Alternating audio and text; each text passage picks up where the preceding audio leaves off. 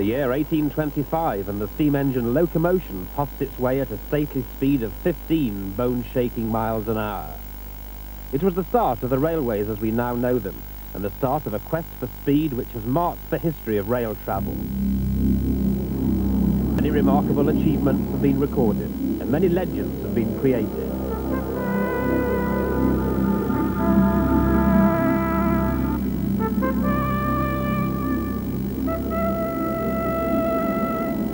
But one steam locomotive stands supreme as a world beater, Mallard.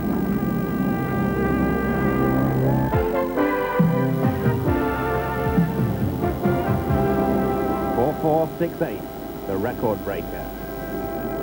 From their very beginning, the railways offered a speed of transfer that was unmatched. As far back as 1829, Stephenson's rocket achieved a speed of 29 miles an hour, amid fears that such a high speed could destroy the human body. But the public loved speed, despite the lack of passenger comfort. And this on-board jazz band was definitely an optional extra. On normal runs, those early pioneering passengers had to brave the elements, standing up in open wagons. And it wasn't just travelling in the wagons that took courage. Getting in and out of them could be quite a task, especially if you were a lady wearing a long Victorian skirt. By the end of the 19th century, trains had reached speeds which those early travellers would probably have considered to be as likely as flying to the moon.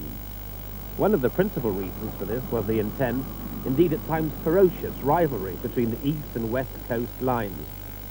They were vying for the fastest run between London and Edinburgh, the race to the north. August 1888 was when that rivalry first developed into outright racing. And in those early days, with engines like the Stirling 8-footer, it was the East Coast which won hands down. During the summer of 1888, the competition was so intense that the normal travelling time between London and Edinburgh was brought down from 9 hours to an amazing 7 hours, 27 minutes, and that included a stop for lunch. For a time, an uneasy truce was called. And then, in 1895, the daggers were drawn again. That year, this engine, Hardwick, created one of the milestones in the history of the railways and brought the West Coast firmly back into contention. On the night of August the 22nd, Hardwick completed the 141 miles between Crewe and Carlisle in 126 minutes.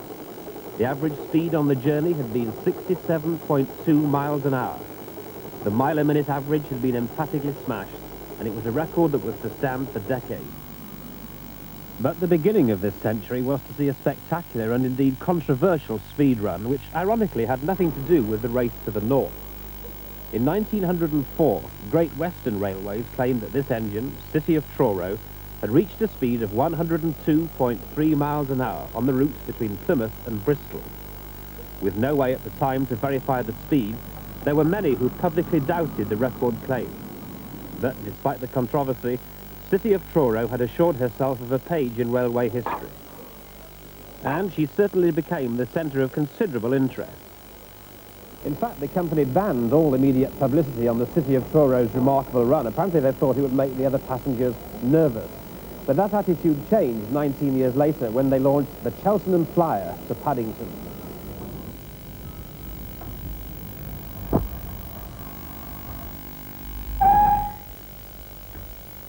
The Flyer was scheduled to average 61.8 miles an hour for the trip, making it for a time the fastest train in the world.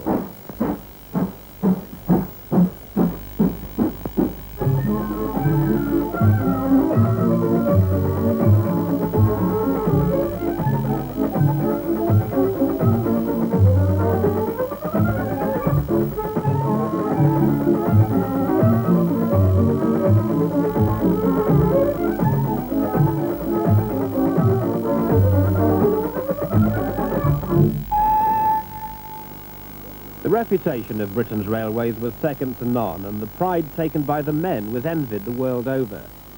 Everything had to be done by hand, and every bit of machinery had to be checked, oiled and polished to perfection. And in 1934, that sort of attention to detail was to pay handsome dividends for the LNER, with a locomotive called the Flying Scotsman. In November that year, taking advantage of the long straight line down Stoke Summit, the Scotsman reached 100 miles an hour, and a new British speed record had been officially created. The 1930s saw a surge in rail speed, and it was the LNER which dominated events. Their chief engineer, Nigel Gresley, had captured the public's imagination and support with his streamlined A4 locomotive. Engines like Silver Link and Silver Fox pushed the speed record up to 113 miles an hour. And the spirit of the age was typified by this spectacular stunt.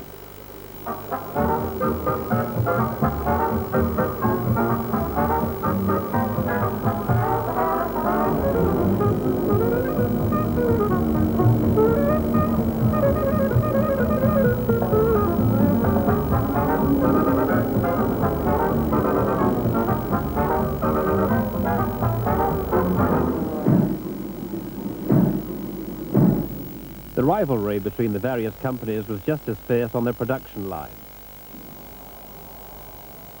The entire engine, from the massive wheels down to the smallest of washers, was manufactured and fitted under the same roof. Even if it was a fairly large roof, as at the LMS plant in Crewe. Many famous engines came through these doors as the LMS sought revenge. And in 1937, driver Tom Clark and fireman Jack Lewis waited in the cab of the brand new streamlined designed Coronation Scott. Despite the lack of a decent speed stretch on the West Coast line, the LMS were determined to take up the challenge of their LNER rivals. And in June that year, they were out to succeed. 100 journalists and railway officials took part in a test run from Euston to Crewe and back that provided such an orgy of speed as has never before been indulged in over LMS metal. Until nearing Crewe in the down direction, the running, though excellent, was kept to schedule. But at Whitmore, driver Clark let her have the throttle. From 85 miles an hour, the speed rose quickly to 100. Faster yet and faster, eating up the miles. 102, 105, 108, and she's still accelerating. The rhythm of the exhaust grows stronger, faster. 112.5 miles an hour for 2 miles, smoothly surging over the metal. A supreme effort, and Coronation has done it. 114 miles an hour, the highest speed yet attained in the Empire.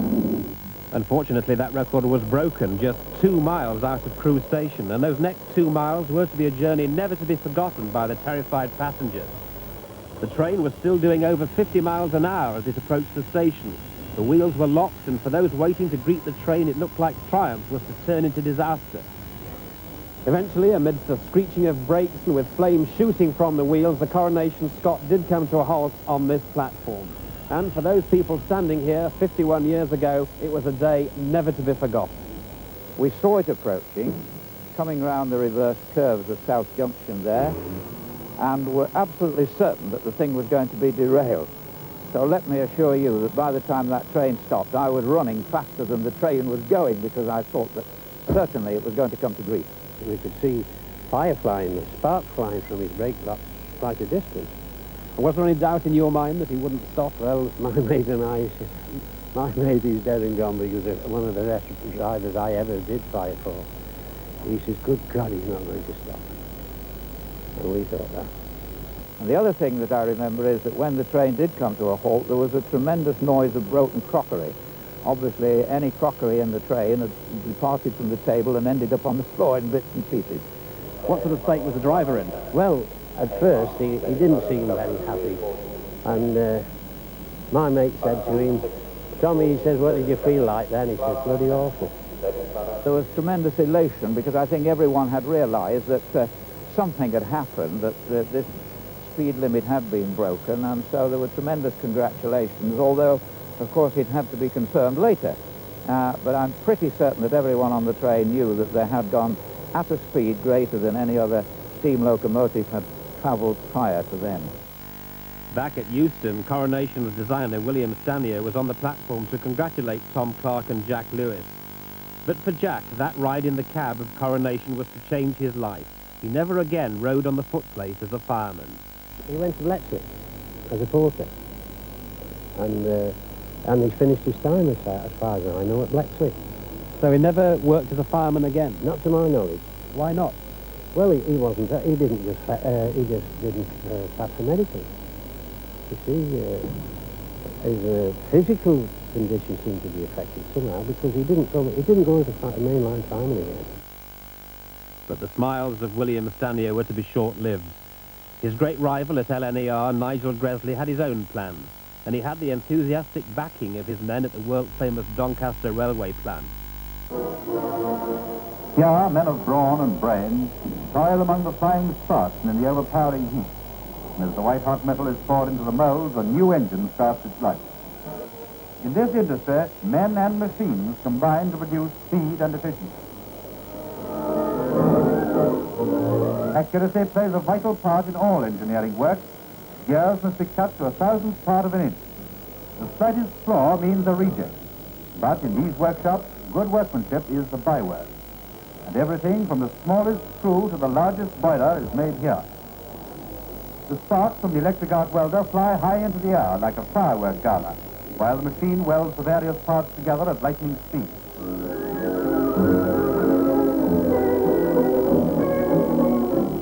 And in another shop, the acetylene welders are at work in their weird masks, giving the scene an almost eerie atmosphere.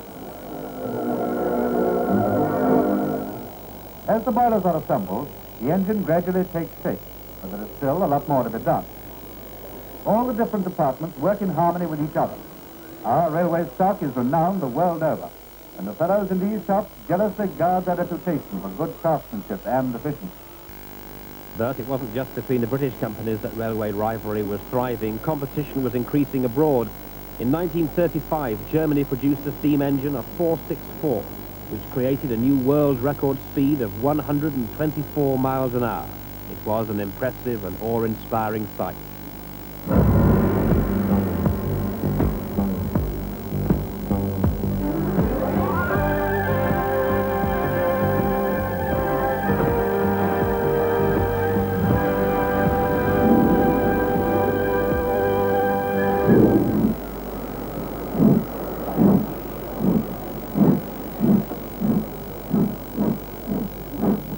But back in England, that record was under threat. In 1938, what was to become one of the most famous locomotives of all time prepared to try and break the world steam record, engine 4468 Mallard. The actual record-breaking run itself was attempted in conditions of great secrecy, but one carriage in the 240-ton train gave an important clue. It was this, the dynamometer car. Well, this sort of vehicle can be used for testing just about any type of performance that you want to measure, or at least you wanted to measure in the old steam locomotive days. Anything from fuel consumption, steam temperature, and of course speed.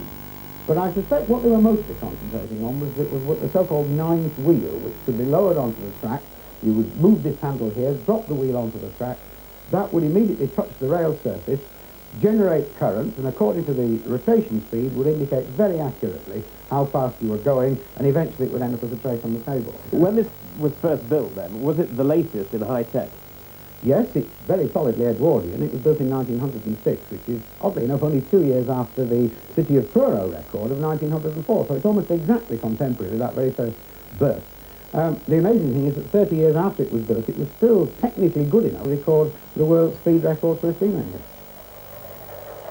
Chosen to make that record-breaking attempt were fireman Tom Bray and fellow Yorkshireman driver Joe Duddington. The date, Sunday, July the 3rd, 1938. The speedometer in the dynamometer car went up to 120 miles an hour. But by the time Mallard passed this stretch at Stoke Summit, it was already topping that speed and still accelerating. The British record had been broken, but the world record was still in the sights of driver Joe Duddington. Go on, old girl, I thought. We can do better than this. So I nursed her and shot through Little Barton at 123. And in the next 1¼ miles, the needle crept up further. 123.5, 124, 125. And then for a quarter of a mile, while they tell me the folks in the car held their breath, 126 miles per hour. 126? That was the fastest speed a steam locomotive had ever been driven in the world. My mate, Tommy Bray, you've done it, you blighter. I was happy to know the faith I had in Mallard was justified. She answered every call I made on her.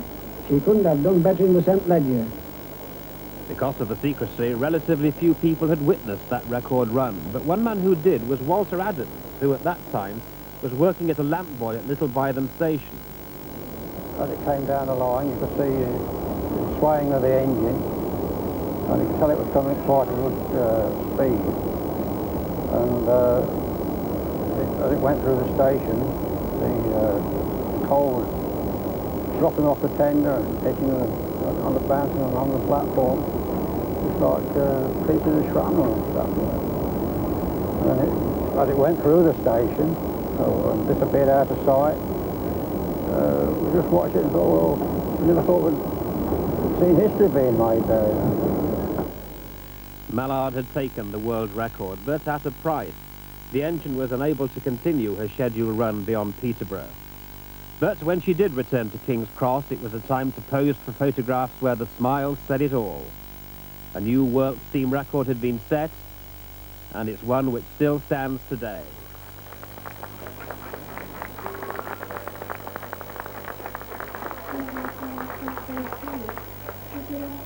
Even half a century later, the appearance of Mallard is guaranteed to bring out the crowds. And that was certainly the case in July this year, when 50 years to the day that she broke that world record, Mallard was back on the tracks at Doncaster.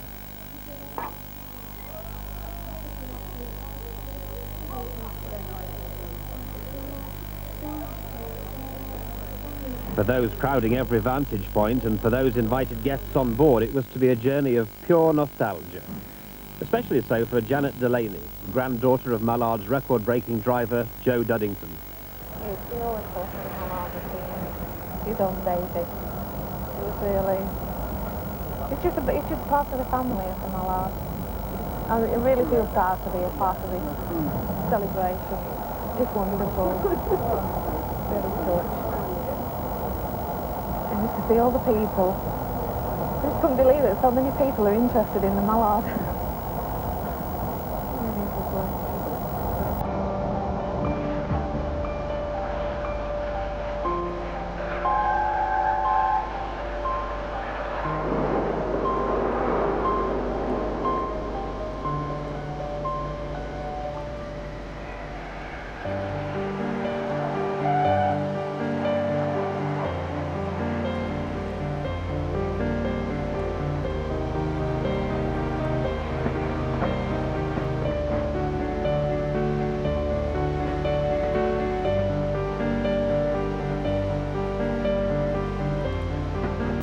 First stop, York, and completing the connection with that run 50 years ago, Tom Bray, son and namesake of Mallard's firemen. I didn't know anything about it till the next morning when I went to work. I was an apprentice at the time. My brother was at school, he was at grammar school. And the first thing I knew about it was when the lads asked me if this was my dad on front page. They'd kept it dead secret. And then when I got home, there were reporters from national papers there, and yes, then I started asking questions, and he told me all about it. He said that they'd definitely gone 130, and Joe Duddington, the driver, said so, but they was coming to a junction, and they got orders to cut off. I think they were frightened they might leave the rails.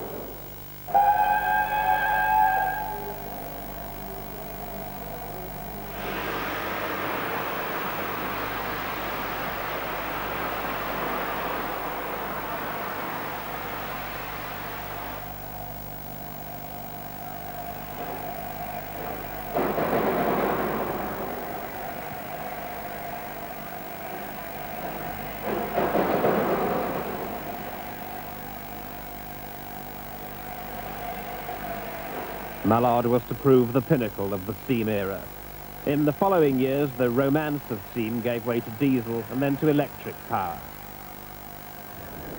But for those who built, ran and indeed travelled in the trains, the urge for speed remained. This was particularly so in post-war Europe, where there developed an intense rivalry between the French and the Germans. This was a battle which for 35 years was won by the French. By 1955, the French had taken the world record, and that year the same train created another milestone in the history of rail speed. It became the first in the world to break the 200-mile-an-hour barrier. Sparks were literally flying as it reached 205.6 miles an hour. And the French weren't finished yet. In 1981, they achieved 236 miles an hour with this TGV electric loco. It looked exactly what it was, a train built for speed. The French were understandably ecstatic, but earlier this year the Germans finally had cause for celebrations of their own. This intercity experimental train reached a world record speed of 254 miles an hour. It was a speed those early rail travellers would not so much have dreamt about as had nightmares over. Meanwhile, for British Rail, the target today is not so much breaking world speed records as survival, with competition from road and from air. And, of course, the ever-increasing threat of privatisation looming larger on the horizon. And this is the engine BR hope will ensure that future. The GEC-designed Class 91 Electra, now undergoing final trials on the East Coast Line. Within a matter of months, BR hopes to have a full high-speed Electra service running between London and Leeds, virtually a year ahead of schedule. It may not have the glamour of steam, but in terms of speed, stamina and technology, it's a train designed for the 90s and beyond. So after a lifetime in the railways now, on various levels, ending up as a senior manager, do you think the railway now is in a better shape or worse shape? I don't mean politically, but just as an operation. There are many things about the modern railway of today that are far in advance of the railway that I joined in 1936. It's a cleaner railway, it's a more effective railway in that I think its recognition of the passenger being the important part of the railway is greater now than perhaps it was then. But of course, the railways have taken on a different mantle. In those days, of course, transport wasn't for everyone as it is today.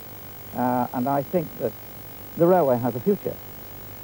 And will there always be a quest for speed? Do you think that the managers of the present-day railway and the managers of the railway of the future will always want speed? I don't really think that speed is the only ingredient to the making of a good railway. I think that punctuality and cleanliness and the recognition of how much people can pay for their journey, they are also important facets to an effective and hopefully successful railway system. And leaving aside the political innuendos of privatisation or possible privatisation, do you think if in fact did happen and we had rivals, competing companies, that would only be good for the technical development of the railway? Well, again, one has to look at the historic perspective. If the company, be it private or public, can afford to invest in research and development, then it will do so because it gets a jolly good commercial return. That's why they built these things 100 years ago, to get a commercial return out of it. The modern enthusiast likes to look at the polished brass and all the rest of it, but these were workhorses earning dividends. And frankly, the principle doesn't seem to me to have changed.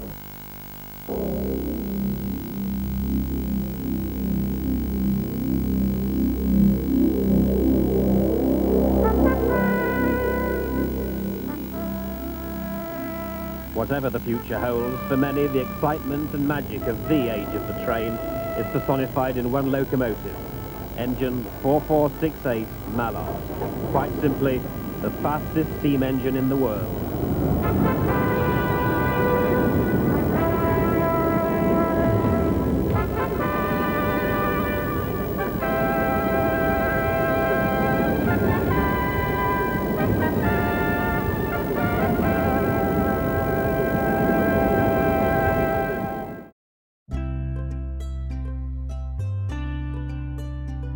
Please visit our website for news about new productions that are on the way, and you can support my work on my Patreon page. Thank you.